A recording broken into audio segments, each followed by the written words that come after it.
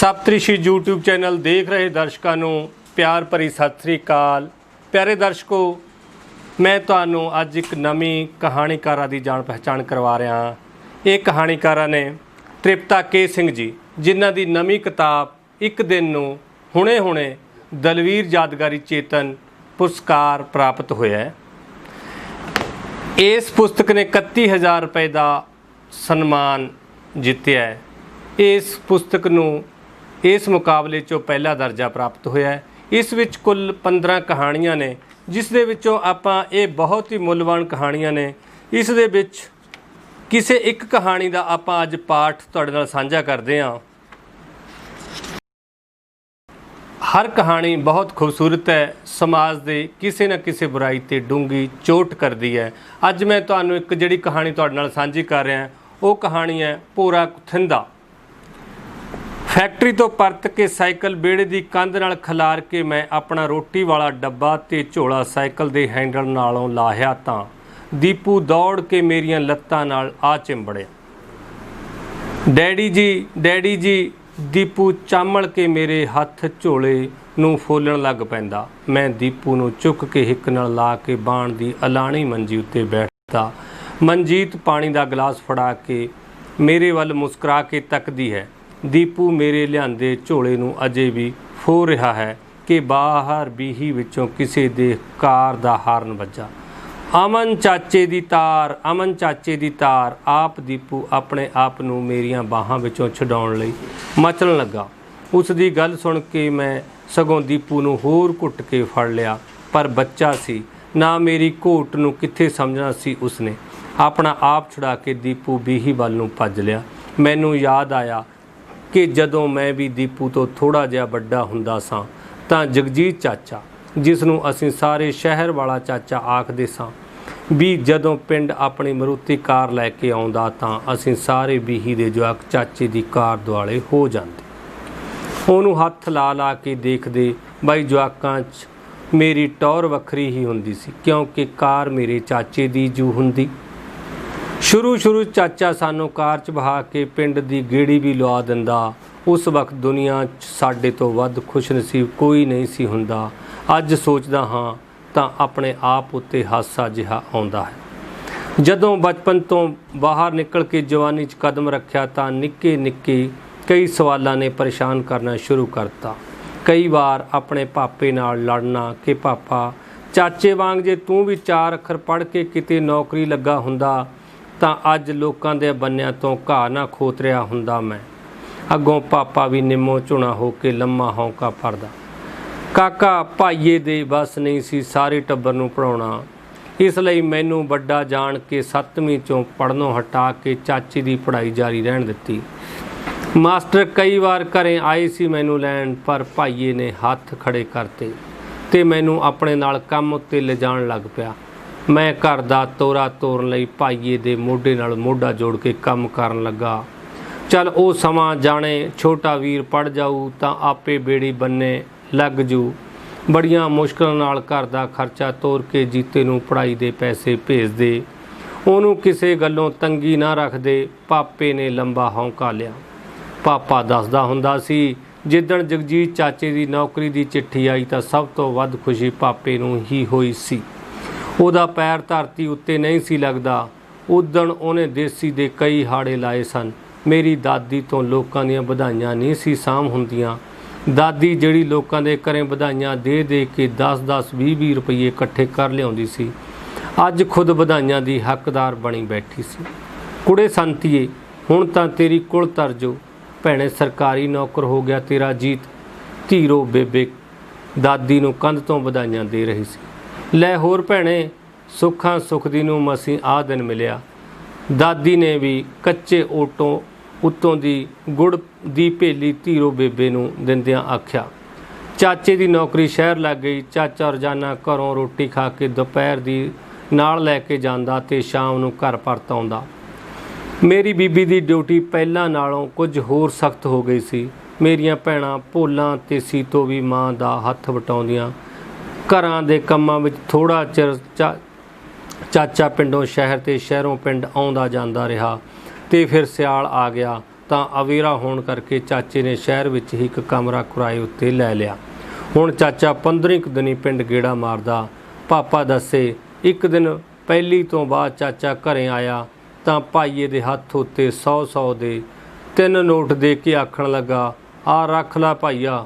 ਭਾਈਆ ਕਦੇ ਨੋਟਾਂ ਨੂੰ ਪੁੱਠਾ ਸਿੱਧਾ ਕਰਕੇ ਵੇਖੇ ਅਤੇ ਕਦੇ ਚਾਚੇ ਦੇ ਮੂੰਹ ਵੱਲ। ਹੁਣ ਸ਼ਹਿਰ ਕਮਰਾ ਕਿਰਾਏ 'ਤੇ ਵੀ ਦੇਣਾ ਪੈਂਦਾ ਏ ਤੇ ਰੋਟੀ ਵੀ ਮੁੱਲ ਦੀ ਖਾਣੀ ਪੈਂਦੀ ਏ, ਖਰਚ ਵਾਲਾ ਹੋ ਜਾਂਦਾ ਹੈ। ਆਖ ਚਾਚਾ ਅੰਦਰਲੀ ਸੁਆਹ 'ਚ ਦਾਦੀ ਕੋਲੇ ਜਾ ਬੈਠਾ। ਪਾਪਾ ਵੀ ਚੁੱਪ ਕੀਤਾ। ਡੰਗਰਾਂ ਵਾਲੇ ਬਾੜੇ ਨੂੰ ਤੁਰ ਗਿਆ। ਡੰਗਰ ਵੀ ਕੀ ਸੀ, ਇੱਕ ਬੱਕਰੀ ਅਤੇ ਇੱਕ ਮਰੀਅਲ ਜਹੀ ਮੈਂ। ਬੀਬੀ ਤੀਵੀਆਂ ਨਾਲ ਜਾ ਕੇ ਘਾਹ ਖੋਤ ਲਿਆਉਂਦੀ, ਮੈਂ ਜੋਗਾ ਤੇ ਬੱਕਰੀ ਆਪੇ ਚਾਰ ਆਉਂਦੀ।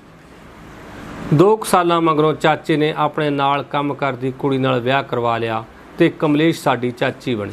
ਪਾਪਾ ਦੱਸਦਾ ਹੁੰਦਾ ਸੀ ਕਿ ਚਾਚੇ ਦੇ ਵਿਆਹ ਤੋਂ ਸਾਲ ਕੁ ਬਾਅਦ ਜਦੋਂ ਮੈਂ ਹੋਣ ਵਾਲਾ ਸੀ ਤਾਂ ਚਾਚੀ ਵੀ ਅਮੀਰ ਤੋਂ ਸੀ।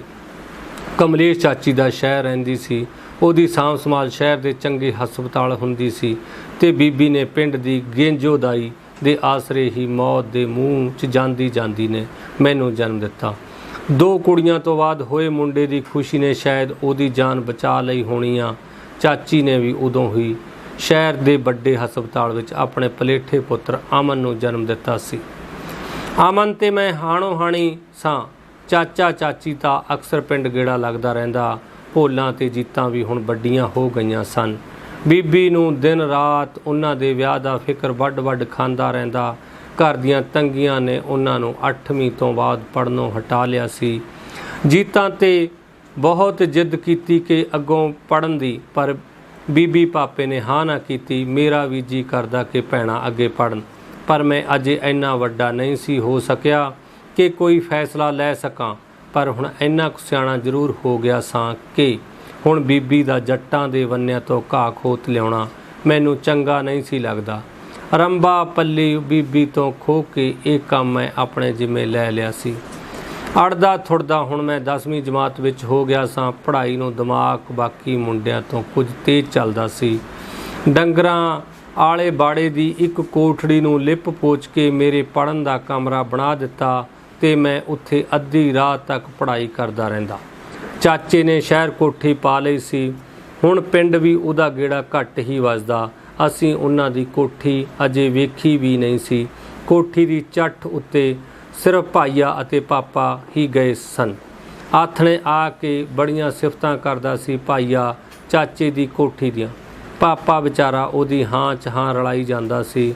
ਭੋਲਾਂ ਤੇ ਜੀਤਾਂ ਚੱਠ ਤੋਂ ਆਏ ਪਕੌੜੇ ਖਾ ਕੇ ਖੁਸ਼ ਹੋ ਰਹੀਆਂ ਸਨ। ਲੈ ਓਏ ਕਾਲਿਆ, ਤੂੰ ਵੀ ਖਾ ਲੈ ਰਸਗੁੱਲੇ, ਚਾਚੇ ਨੇ ਕੱਲੇ ਐ। ਭੋਲਾਂ ਨੇ ਮੇਰੇ ਵੱਲ ਨੂੰ ਪਲੇਟ ਕੀਤੀ ਤਾਂ ਮੈਂ ਮੂੰਹ ਘੁਮਾ ਲਿਆ। ਇਹ ਤਾਂ ਹਰ ਵੇਲੇ ਪਤਾ ਨਹੀਂ ਕਿਉਂ ਸੜਿਆ ਮੱਚਿਆ ਹੀ ਰਹਿੰਦਾ ਹੈ।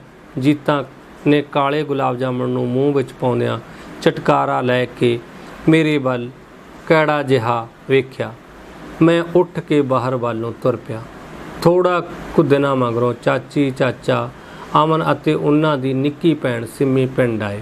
ਚਾਚੇ ਨੇ ਨਵੀਂ ਕਾਰ ਲਈ ਸੀ। ਦਾਦੀ ਨੇ ਸੁਨੇਹਾ ਘੱਲਿਆ ਸੀ ਬਈ ਪਹਿਲਾਂ ਜਠੇਰੀ ਮੱਥਾ ਟੇਕ ਕੇ ਜਾਓ। ਚਾਚੇ ਹੁਣੀ ਕਾਰ ਦਾ ਜਠੇਰੀ ਮੱਥਾ ਟੇਕਾਉਣ ਲਿਆਏ ਸਨ। ਮਨ ਹੀ ਮਨ ਬੜੀ ਖਿੱਚ ਜਿਹੀ ਚੜੀ, ਜਿਹਦੇ ਜਾਗਦੇ ਬੈਠੇ ਨੇ ਜਠੇਰਿਆਂ ਨੂੰ ਕਦੀ ਆਪਣੇ ਘਰ ਨਹੀਂ ਰੱਖਿਆ ਤੇ ਚੱਲਿਆ ਜਠੇਰੀ ਮੱਥਾ ਟੇਕਣ। ਓਏ ਕਾਲੇ ਆ ਜਾ ਯਾਰ, ਜਰਾ ਕਾਰ ਦੀ ਗੇੜੀ ਮਾਰ ਕੇ ਆਈਏ ਪਿੰਡ ਦੀ। ਅਮਨ ਨੇ ਹੁੱਬ ਕੇ ਮੈਨੂੰ ਬੁਲਾਇਆ। ਓ ਯਾਰ ਨਹੀਂ, ਮੈਂ ਤਾਂ ਅਜੇ ਪੱਠਿਆਂ ਨੂੰ ਜਾਣਾ ਹੈ। ਓਏ ਪੱਠੇ ਵੀ ਵੱਢ ਲਈ ਬਾਅਦ ਵਿੱਚ। ਵੱਢ ਲਿਆਈ ਤਾਂ ਇਵੇਂ ਆਖ ਰਿਹਾ ਜਿਵੇਂ ਪਿਓ ਦੀ ਪੈਲੀ 'ਚੋਂ ਵੱਢ ਕੇ ਲਿਆਉਣੇ ਹੋਣ। ਮੈਂ ਮਨ ਹੀ ਮਨ ਸੋਚਿਆ, ਪੱਠੇ ਵੱਢ ਕੇ ਲਿਆਉਣ ਤੇ ਪੱਠੇ ਕੱਢ ਕੇ ਲਿਆਉਣ ਵਿੱਚ ਫਰਕ ਹੈ। ਇਹ ਸ਼ਾਇਦ ਅਮਨ ਦੇ ਫਰਿਸ਼ਤਿਆਂ ਨੂੰ ਵੀ ਪਤਾ ਨਾ ਹੋਵੇ। ਉਹਨੇ ਤਾਂ ਜ਼ਿੰਦਗੀ 'ਚ ਕਦੀ ਪੋਲੀ, ਭਟਕਲ, ਇਟਸਿਟ ਦਾ ਕਦੀ ਨਾਂ ਵੀ ਨਹੀਂ ਸੁਣਿਆ ਹੋਣਾ। ਯਾਰ ਲੈ ਆ ਪੱਠੇ ਪੈ। ਮੈਨੂੰ ਚੁੱਪ ਵੇਖ ਕੇ ਅਮਨ ਨੇ ਕਿਹਾ। ਮੈਂ ਰੰਬਾ ਪੱਲੀ ਚੁੱਕ ਕੇ ਬਾਹਰ ਨੂੰ ਤੁਰ ਗਿਆ। 2 ਘੰਟੇ ਮਗਰੋਂ ਪੱਠਿਆਂ ਦੀ ਪੰਡ ਬਾੜੇ 'ਚ ਸੁੱਟ ਕੇ ਮੈਂ ਜਦ ਘਰ ਪਰਤਿਆ, ਮੈਂ ਭਾਈਏ ਵੱਲ ਗੌਰ ਨਾਲ ਤੱਕਿਆ। ਭਾਈਆ ਨਸਵਾਰੀ ਰੰਗ ਦਾ ਕੋਟ ਪਾਈ ਬੜਾ ਅੱਗਾ ਪਿੱਛਾ ਦੇਖ ਰਿਹਾ ਸੀ। ਵੇਖਾਂ ਕਾਲੇ, ਕਿਵੇਂ ਦਾ ਲੱਗਦਾ ਭਾਈਏ ਦਾ ਕੋਟ? ਨਵਾਂ ਨਹੀਂ? पर नवें लगदे कोट है। चाचा भी उस ते हੱਥ फेरिਆ ਸੀ। ਮੈਨੂੰ याद आया 3-4 साल ਪਹਿਲਾਂ ਲੰਬੜਦਾਰਾਂ ਦੇ ਬੁੜੇ ਨੇ ਭਾਈਏ ਨੂੰ ਇੱਕ ਕਾਲੇ ਰੰਗ ਦਾ ਇੱਕ ਪੁਰਾਣਾ ਕੋਟ ਦਿੱਤਾ ਸੀ। ਭਾਈਆ ਉਸ ਕੋਟ ਨੂੰ ਪਾ ਕੇ ਜਿੰਨਾ ਖੁਸ਼ ਹੋਇਆ ਸੀ, ਅੱਜ ਉਸ ਤੋਂ ਰਤਾ ਕੁ ਵੱਧ ਖੁਸ਼ ਜਾਪਦਾ ਸੀ। ਇੰਜ ਜਾਪਦਾ ਸੀ ਜਿਵੇਂ ਆਪਣੇ ਆਪ ਨੂੰ ਆਪ ਹੀ ਜਵਾਬ ਦੇ ਕੇ ਆਪਣਾ ਚਿੱਤ ਰਾਜੀ ਕਰ ਰਿਹਾ ਹੋਵੇ। ਪੁੱਤ ਦਾ ਹੀ ਹੈ, ਭਾਵੇਂ ਪੁਰਾਣਾ ਹੀ ਹੋਵੇ। ਮੈਂ ਸੋਚਿਆ ਸਿਆਲ ਹੈ, ਆ ਰਿਹਾ ਭਾਈਏ ਨੂੰ ਇੱਕ ਕੋਟ ਹੀ ਦੇ ਆਵਾਂ। ਮੇਰੇ ਕੋਲ ਤਾਂ ਇਹੋ ਜਿਹੇ ਕਈ ਨੇ। ਮੇਰੇ ਜਾਂ ਤਾਂ ਟਾਈਟ ਹੋ ਗਏ ਜਾਂ ਫਿਰ ਬੇਰਵਾਜੇ। ਅਗਲੀ ਵਾਰੀ ਆਊਂਗਾ ਤਾਂ ਭਾਜੀ ਲਈ ਇੱਕ ਹੋਰ ਕੋਟ ਲੈ ਕੇ ਆਊਂਗਾ। ਮੈਨੂੰ ਸਮਝ ਨਹੀਂ ਸੀ ਆ ਰਹੀ ਕਿ ਚਾਚੇ ਦੀ ਇਸ ਗੱਲ ਦਾ ਜਵਾਬ ਕੀ ਦੇਵਾਂ। ਮੈਂ ਬਿਨਾਂ ਕੁਝ ਬੋਲਿਆ ਅੰਦਰ ਜਾ ਵੜਿਆ। ਕਿੰਨੇ ਚਿਰ ਮਗਰੋਂ ਮੈਂ ਬਾਹਰ ਆਇਆ ਤਾਂ ਵਿਹੜੇ ਵਿੱਚ ਬੈਠੀ ਬੀਬੀ ਭੋਲਾਂ ਤੇ ਜੀਤਾਂ ਪਲਾਸਟਿਕ ਦੇ ਵੱਡੇ ਵੱਡੇ ਲਿਫਾਫੇ ਫਰੋਲ ਰਹੀਆਂ ਸਨ। ਭੈਣੇ ਆ ਵੇਖ ਕਿੰਨਾ ਸੋਹਣਾ ਸੂਟ ਹੈ, ਲੱਗਦਾ ਜਿਵੇਂ ਇੱਕ ਵਾਰੀ ਵੀ ਨਾ ਪਾਇਆ ਹੋਵੇ। ਜੀਤਾਂ ਚਾਚੀ ਤੇ ਸਿੰਮੀ ਦੇ ਪੁਰਾਣੇ ਸੂਟਾਂ ਨਾਲ ਖੁਸ਼ ਹੋ ਰਹੀਆਂ ਸੀ। ਕਾਲੇ ਆਹ ਟੀ-ਸ਼ਰਟ ਵੇਖ ਤੇਰੇ ਮੇਚ ਦੀ ਲੱਗਦੀ ਹੈ। ਅਮਨ ਵੀ 1-2 ਵਾਰੀ ਤੋਂ ਵੱਧ ਨਹੀਂ ਪਾਉਂਦਾ ਕੋਈ ਕੱਪੜਾ। ਹੋਰ ਵੀ ਬਹੁਤ ਸਾਰੇ ਕੱਪੜੇ ਐ। ਨਵੇਂ ਕੱਪੜੇ ਕੰਮਾਂ ਵਾਲੀਆਂ ਨੂੰ ਦੇਣ ਨੂੰ ਜੀ ਨਹੀਂ ਕਰਦਾ। ਸੋਚਿਆ ਆਪਣੇ ਜਵਾਕ ਪਾ ਲੈਣਗੇ। ਚਾਚੀ ਮੈਨੂੰ ਮੁਖਾਤਬ ਸੀ ਤੇ ਮੈਂ ਪਤਾ ਨਹੀਂ ਕਿੱਥੇ ਸੀ। ਥੋੜ੍ਹੀ ਦੇਰ ਬਾਅਦ ਬੀਬੀ ਭੋਲਾਂ ਤੇ ਜੀਤਾਂ ਰੋਟੀ ਟੁੱਕ ਦੁਆਲੇ ਹੋ ਗਈਆਂ ਤੇ ਚਾਚਾ ਅੰਦਰ ਦਾਦੀ ਨਾਲ ਗੱਲਾਂ ਕਰਨ ਲੱਗ ਪਿਆ। ਮੈਨੂੰ ਜਾਪਿਆ ਜਿਵੇਂ ਪੁਰਾਣੇ ਸੁਰਾਣੇ ਕੱਪੜਿਆਂ ਬਦਲੇ ਸਾਡੇ ਉੱਤੇ ਵੱਡਾ ਅਹਿਸਾਨ ਕਰਦੇ ਹੋਣ।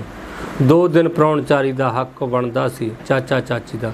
ਰੋਟੀ ਪਾਣੀ ਖਾ ਕੇ ਸਾਰੇ ਆਪਣੇ ਆਪਣੇ ਮੰਜਿਆਂ ਉੱਤੇ ਪੈ ਗਏ ਤਾਂ ਮੈਂ ਵੀ ਆਪਣੀ ਕੋਠੜੀ ਵੱਲ ਨੂੰ ਜਾਣ ਹੀ ਲੱਗਿਆ ਸੀ ਤਾਂ ਦਾਦੀ ਦੀ ਆਵਾਜ਼ ਮੇਰੇ ਕੰਨੀ ਪਈ, ਕਮਲੇਸ਼ ਮੈਂ ਤੁਹਾਡੇ ਲਈ 2 ਕਿਲੋ ਘਿਓ ਜੋੜਿਆ ਪਿਆ, ਸਵੇਰੇ ਦਊਂ ਸੰਦੂਕ ਚੋਂ ਕੱਢ ਕੇ, ਨਾਲੇ ਥੋੜ੍ਹਾ ਜਿਹਾ ਮੱਖਣ ਅਮਨ ਲਈ ਵੀ ਰੱਖਿਆ ਹੋਇਆ। ਕਿਵੇਂ ਨਿੱਕਾ ਹੁੰਦਾ ਅਮਨ ਮੱਖਣ ਨੂੰ ਤਮੀੜ ਤਮੀੜ ਕਹਿੰਦਾ ਹੁੰਦਾ ਸੀ। ਮੱਖਣ ਤੇਰੇ ਮੂੰਹ 'ਤੇ ਲਾਉਣ ਵਾਲੀ ਕਰੀਮ ਵਰਗਾ ਲੱਗਦਾ ਹੁੰਦਾ ਸੀ। ਦਾਦੀ ਯਾਦ ਕਰਕੇ ਹੱਸ ਰਹੀ ਸੀ। ਇੱਥੇ ਕਿਤੇ ਜਵਾਕ ਕੋ ਛੱਡਦੇ ਆ ਭੋਰਾ, ਉਹ ਤਾਂ ਮੈਂ ਸਾਰਿਆਂ ਤੋਂ ਅੱਖ ਬਚਾ ਕੇ ਜੋੜ ਲੈਂਦੀ ਹਾਂ ਭੋਰਾ ਭੋਰਾ ਕਰਕੇ। ਸ਼ਹਿਰੋਂ ਕਿਤੇ ਅਸਲੀ ਘਿਓ ਮਿਲਦਾ ਘਰ ਵਰਗਾ। ਆਹੋ ਬੇਬੇ ਜੀ, ਘਰ ਵਰਗੇ ਘਿਓ ਦੀ ਤਾਂ ਰੀਸ ਨਹੀਂ, ਨਾਲੇ ਸਾਡਾ ਵੀ ਮਾੜਾ ਮੋਟਾ ਹੱਕ ਬਣਦਾ ਘਰ ਵਿੱਚ। ਚਾਚੀ ਖਸਰੀ ਹੱਸੀ। ਲੈ ਹੋਰ ਧੀਏ, ਤੁਹਾਡਾ ਵੀ ਬਰਾਬਰ ਦਾ ਹੱਕ ਬਣਦਾ ਘਰ ਵਿੱਚ। ਦਾਦੀ ਲਈ ਦੂਰ ਦੇ ਢੋਲ ਸਹਾਬਣੇ ਬਣੇ ਪਏ ਸਨ। ਸੋਚਦੀ ਸੀ ਕਿਤੇ ਮੈਨੂੰ ਵੀ ਸ਼ਹਿਰ ਵਿੱਚ ਬਣੀ ਪੁੱਤ ਦੀ ਕੋਠੀ ਵਿੱਚ ਰਹਿਣ ਦਾ ਮੌਕਾ ਮਿਲੂ, ਪਰ ਇਹ ਮੌਕਾ ਕਦੀ ਨਹੀਂ ਸੀ ਬਣਿਆ। ਦਾਦੀ ਇੱਕ ਦਿਨ ਤੋਂ ਵੱਧ ਉੱਥੇ ਨਹੀਂ ਸੀ ਰਹੀ। ਕਿਉਂਕਿ ਦਾਦੀ ਨਹੀਂ ਸੀ ਰਹੀ, ਇਹ ਦਾਦਾ ਦਾ ਦਿਲ ਜਾਣਦਾ ਸੀ। ਨਹੀਂ ਭੋਲਾਂ, ਨਹੀਂ ਜਰਾ ਕੁ ਉੱਠੀ, ਨਹੀਂ ਮੋਮਬੱਤੀ ਬਾਲ ਕੇ ਲਿਆ, ਨਹੀਂ ਕਿਰਾਂ ਮੇਰੀਆਂ ਵਿਆਹੀਆਂ 'ਚ ਬਾਲੀ ਪੀੜ ਹੁੰਦੀ ਹੈ। ਬੀਬੀ ਨੇ ਔਖੀ ਜਹੀ ਨੇ ਭੋਲਾਂ ਨੂੰ ਹਾਕ ਮਾਰੀ। ਭੋਲਾਂ ਤਾਂ ਸ਼ਾਇਦ ਕਦੋਂ ਦੀ ਸੌਂ ਚੁੱਕੀ ਸੀ।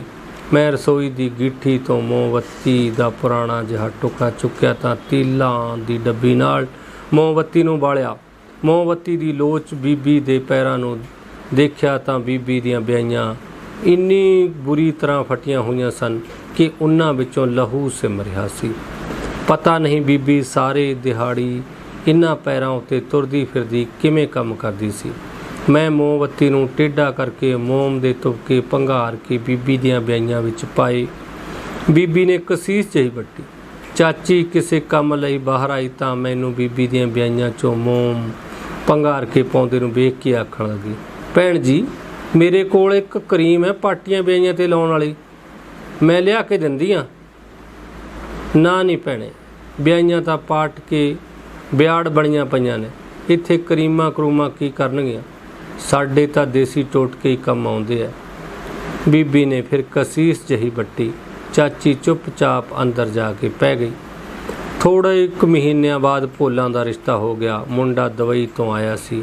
ਪਾਪੇ ਨੇ ਰਿਸ਼ਤਾ ਕਰ ਦਿੱਤਾ ਸੀ, ਪਰ ਖਰਚੇ ਬਾਰੇ ਸੋਚ ਕੇ ਉਹਨਾਂ ਰਾਤਾਂ ਨੂੰ ਨੀਂਦ ਨਹੀਂ ਸੀ ਆਉਂਦੀ।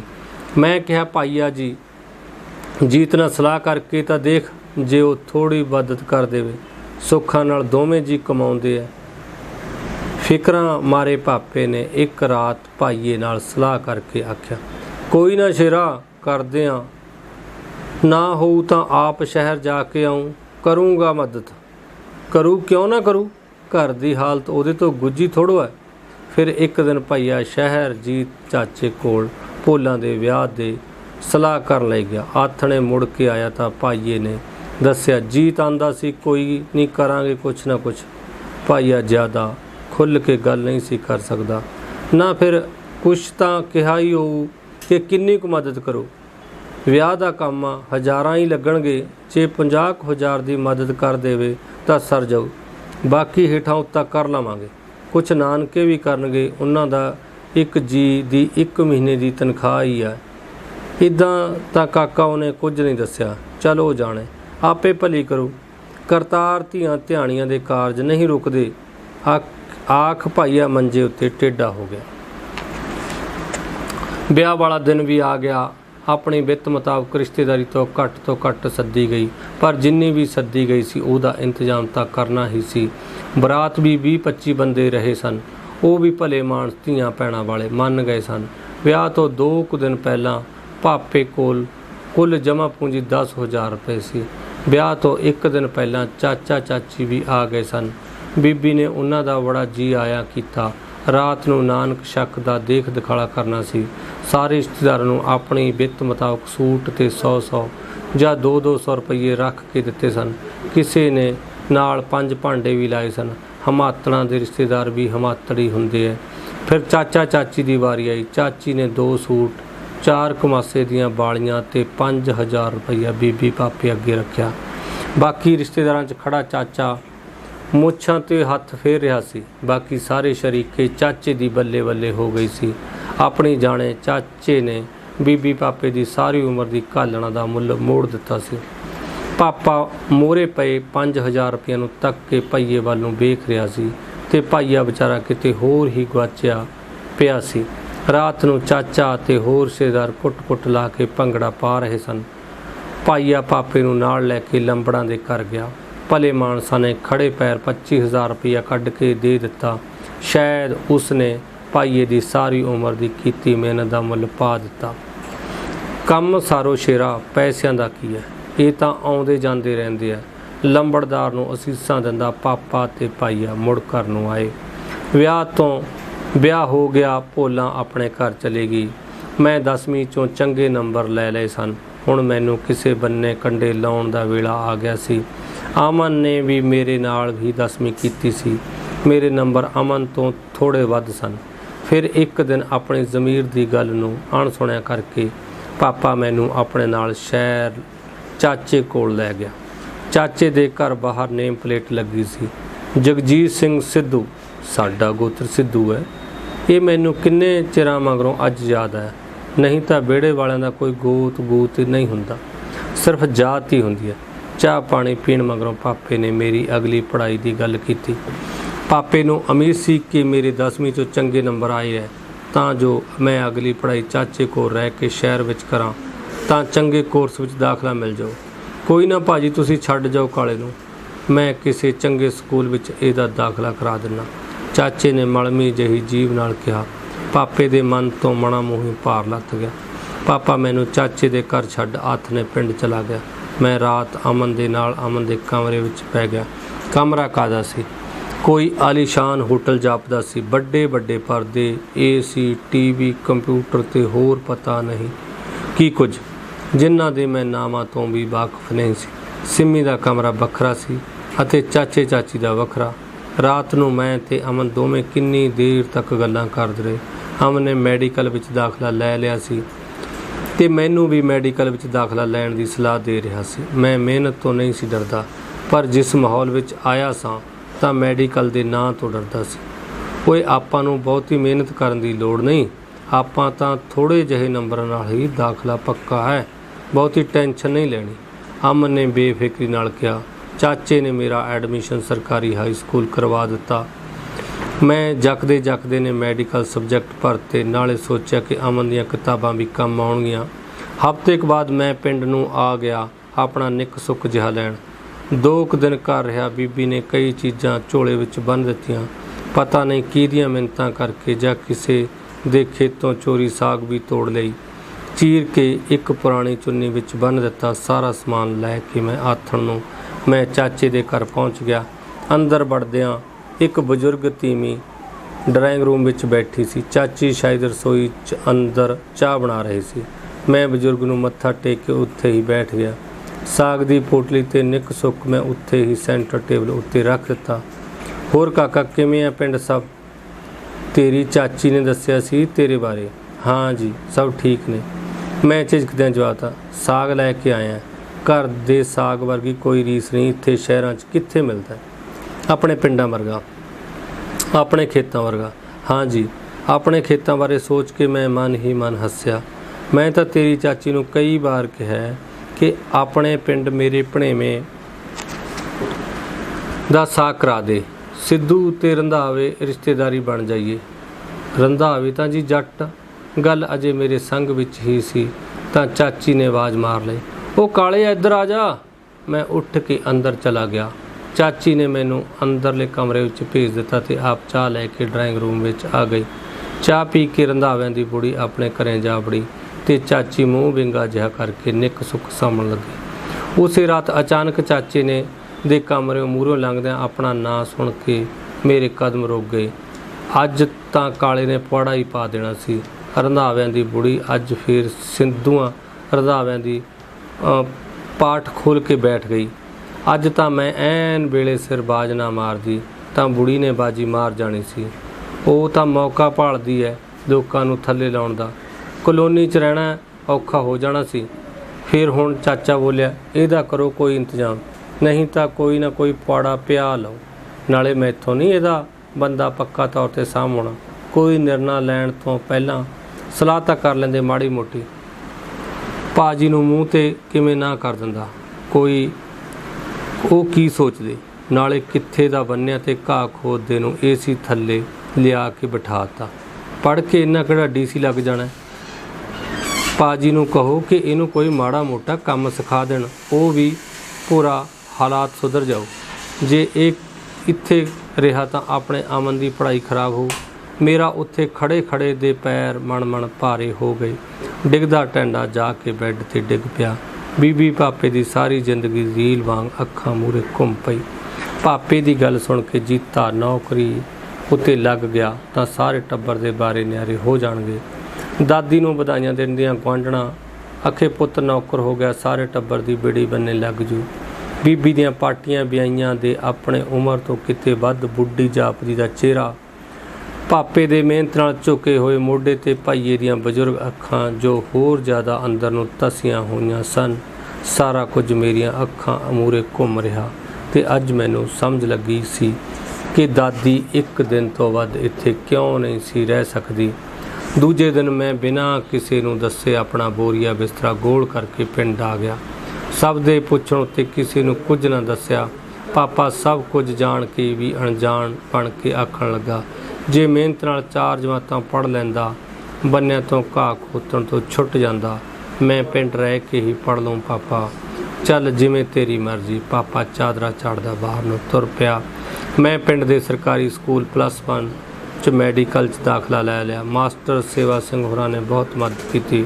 +2 'ਚ ਮੇਰੇ ਚੰਗੇ ਨੰਬਰ ਆਏ। PMT ਦਾ ਟੈਸਟ ਦਿੱਤਾ, ਰਿਜ਼ਲਟ ਆਇਆ ਤਾਂ ਮੇਰਾ ਨੰਬਰ ਅਖੀਰਲੀ ਸੀਟ ਤੋਂ 4 ਨੰਬਰ ਪਿੱਛੇ ਸੀ। ਅਮਨ ਨੂੰ ਸੀਟ ਮਿਲ ਗਈ ਸੀ। ਕਾਕਾ ਜੇ ਥੋੜ੍ਹੀ ਜਿਹੀ ਹੋਰ ਮਿਹਨਤ ਕਰ ਲੈਂਦਾ ਤੈਨੂੰ ਵੀ ਅਮਨ ਦੇ ਨਾਲ ਹੀ ਸਰਕਾਰੀ ਕੋਟੇ ਵਿੱਚ ਸੀਟ ਮਿਲ ਜਾਣੀ ਸੀ।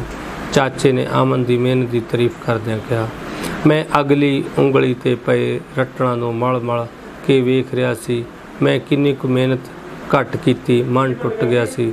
ਅਗਾਂਹ ਪੜ੍ਹਨ ਤੋਂ ਵੀ ਮਨ ਇਨਕਾਰੀ ਹੋ ਗਿਆ ਸੀ।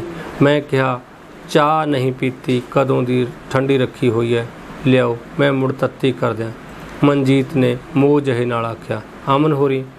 ਉਹ ਉੱਧਰ ਬਾੜੇ 'ਚ ਹੀ ਨੇ ਭਾਈਏ ਹੋਰਾਂ ਕੋਲ। ਚਾਹ ਪੀ ਕੇ ਮੈਂ ਵੀ ਬਾੜੇ ਵੱਲ ਨੂੰ ਤੁਰ ਪਿਆ। ਸਾਹਮਣੇ ਤੋਂ ਵੇਖਿਆ ਤਾਂ ਦੀਪੂ ਰੋਂਦਾ ਤੁਰਿਆ ਆਉਂਦਾ ਸੀ।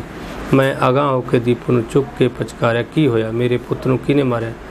ਡੈਡੀ ਦੀਪ, ਅਮਨ ਦਾ ਮੁੰਡਾ ਤਾੜੀ ਤੜੀਮ ਤੱਲਾ ਹੀ ਥਾ ਗਿਆ।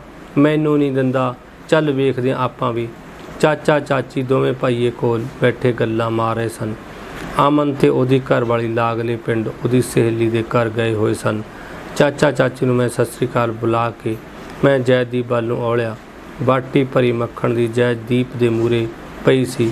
ਉਂਗਲੀਆਂ ਉਹਦੀਆਂ ਉਂਗਲੀਆਂ ਮੂੰਹ ਸਿਰ ਮੱਖਣ ਨਾਲ ਲਿਬੜਿਆ ਪਿਆ ਸੀ। ਓਏ ਸਾਰੀ ਕਰੀਮ ਤੁਸੀਂ ਕੱਲਿਆਂ ਨਹੀਂ ਖਾ ਲੈਣੀ ਹੈ। ਓਏ ਪੂਰਾ ਕੋ ਥਿੰਦਾ ਸਾਡੇ ਲਈ ਵੀ ਛੱਡ ਦਿਓ। ਮੈਂ ਮੱਖਣ ਵਾਲੀ ਬਾਟੀ ਚੁੱਕ ਕੇ ਦੀਪੂ ਨੂੰ ਫੜਾ ਦਿੱਤੀ। ਦੀਪੂ ਛਾਲਾ ਮਾਰਦਾ ਘਰ ਨੂੰ ਨੱਠ ਗਿਆ। ਕਮਲੇਸ਼ ਚਾਚੀ ਮੇਰੇ ਵੱਲ ਹੋਰੋਂ ਹੀ ਝਾਕਦੀ ਜੈਦੀਪ ਚੁੱਕ ਕੇ ਸਾਫ਼ ਕਰਨ ਲੱਗ ਪਿਆ। ਧੰਨਵਾਦ ਦੋਸਤੋ। ਇਹ ਸੀ ਕਹਾਣੀ ਤ੍ਰਿਪਤਾ ਕੇ ਸਿੰਘ ਦੀ ਇੱਕ ਦਿਨ ਹੋਰ ਚੋਂ ਭੋਰਾ ਕੁਥਿੰਦਾ। ਧੰਨਵਾਦ।